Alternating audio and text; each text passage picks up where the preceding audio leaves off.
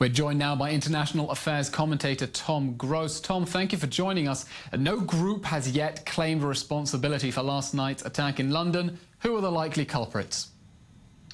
Well, I'm not sure there is any particular group rather than a localized cell. Probably three individuals that know each other, inspired, as Prime Minister Theresa May said, by other attackers or by the internet or by Islamist ideology. And in fact, Theresa May used a new form of words today. She condemned the evil ideology of Islamist extremism. To use the word evil, if we recollect when, for example, Ronald Reagan talked about an evil empire, or George W. Bush talked about an axis of evil, people condemned that. Today, she called Islamist extremism evil. And I think most people would agree with her, and there hasn't been controversy around that remark.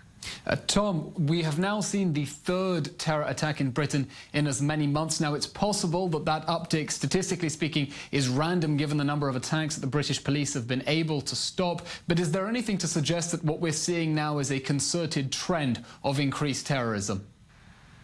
It looks like it. We're told that they've stopped 5 active plots during the same 3 months in which there were 3 successful, quote-unquote, terror attacks. So it does look like there's an increase. It could be due to the fact that the Islamic State is under pressure both in Mosul in Iraq and Raqqa in Syria, and therefore extremist Islamists in Britain and indeed elsewhere are feeling increasingly desperate, and rather try and travel to Syria, they are carrying out attacks at home. Either they have sophisticated training like the bomber in Manchester a week or so ago seemed to have, or the attackers today, it could really have been very improvised, a little bit like the attacks we've been seeing in Israel by individuals seizing vehicles, arming themselves with knives and going on the rampage.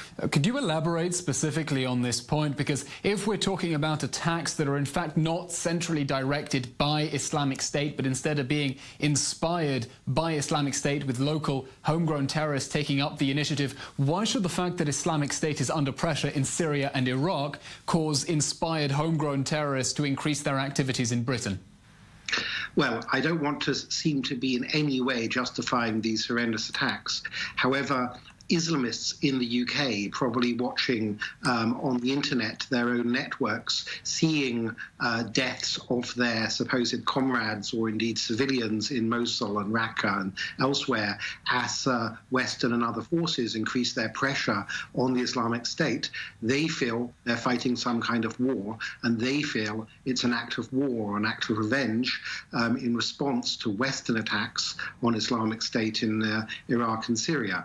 And the British and international media has not been particularly focused on the number of deaths in Mosul, but there have been a large number of refugees and injuries and so on, as Western forces aid the Iraqis in pushing back against Islamic State in Mosul, which is a big city, you know, Iraq's second biggest city after Baghdad. Tom Gross, I want to ask you briefly about Prime Minister May's statement earlier. She called for an alliance of democratic countries to come together and cooperate on limiting extremist abilities to exploit the internet for their own dark purposes. Is that realistic, some sort of democratic alliance to restrict extremist use of the internet? Very briefly, please. Well, it's certainly a good idea, in my view. I don't think it can just be a democratic alliance. The internet has no boundaries, so it has to be a pressure on all the main internet service providers to police themselves more and be more careful about which videos they allow on YouTube and the like. Tom Gross, international affairs commentator, thank you very much for your analysis. We are going away for a short 1-minute break. Don't go away. We will be right back with more analysis, coverage and responses to yesterday's horrific terrorist attack in London. Don't go away. We'll be right back.